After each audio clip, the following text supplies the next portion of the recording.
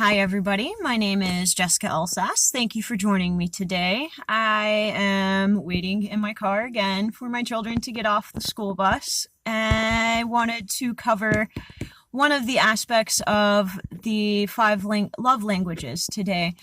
I haven't been able to update a lot of videos recently. I just started my next semester in college. It's a little rough. I got to do a lot of extra work. Plus, I have 3 kids. I'm delegating my time with them as well. So bear with me. It's been a little busy.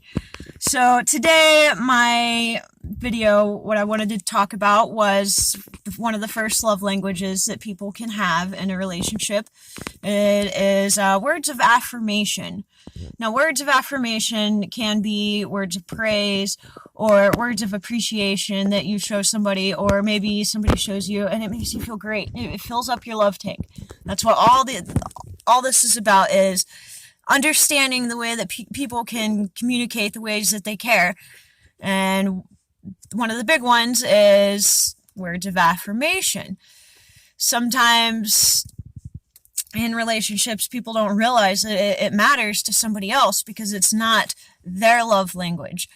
So understanding that when you give somebody words of affirmation, or they give you words of affirmation, and it makes you feel good, then maybe that's a sign that that is one of your primary love languages. Now, there are 4 other love languages that are, in this whole diagram. And I'm not saying that everybody's going to have words of affirmation for their primary love language. But that is definitely one of the keys to having a good relationship, is understanding all these aspects. I mean, we already went over the healthy relationship wheel. And now with the 5 love languages, my goal here is to get you guys to better understand that there are different ways to express feelings of care, not just from you, but from other people. You can't expect the same thing from somebody else. Say your love language is acts of service. You're doing all these things for people, and nobody's doing that for you because maybe they don't understand that that's your love language. So I hope that, throughout this course, that I'm going to call it a course, that you guys can learn that the different love languages can actually coexist with each other quite harmoniously, as long as you can understand it.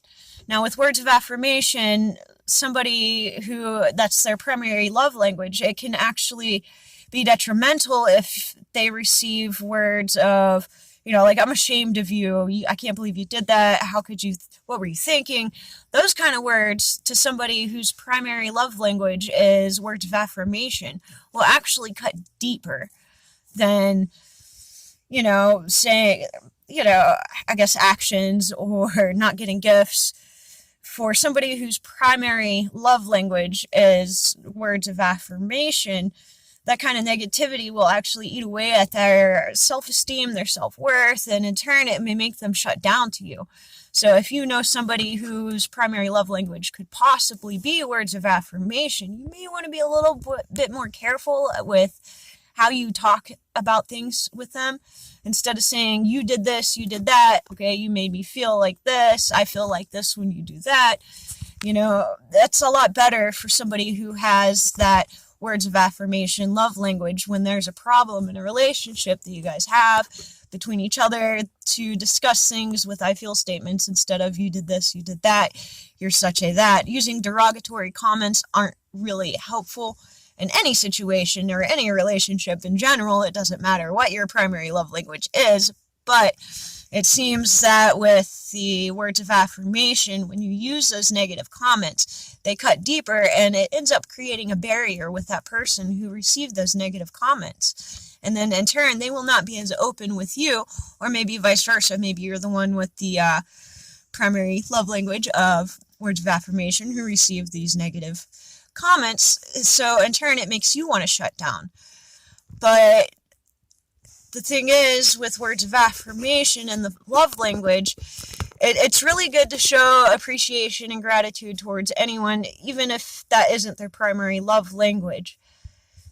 And when you understand that that is somebody's primary love language, I feel like I'm saying that so much, Words of affirmation can actually help bring you closer to that person or vice versa, if that is indeed their primary love language. Now, in other episodes that I will make later, I will continue on the other aspects, such as physical touch, acts of service, there's gifting, I hope that this helped a little bit. I know it seems like it's a little jumbled. I've been wanting to get this video out for so long, and I just haven't had the time. So the first topic that we covered today on the 5 aspects of love languages, I'm sorry, I'm still on the healthy relationship wheel, is words of affirmation. So if you think you might know somebody whose primary love language is words of affirmation, or maybe you think that maybe yourself is like that, I suggest that you go ahead and look up words of affirmation and how it affects relationships. I can only give you a brief outline unless you guys actually give me detailed questions. I can try my best to try to interpret them and give you the answers to my best knowledge, opinion. But I do look forward to any comments that you guys have. So feel free to like and subscribe. And until next time, I hope to see you then. Bye.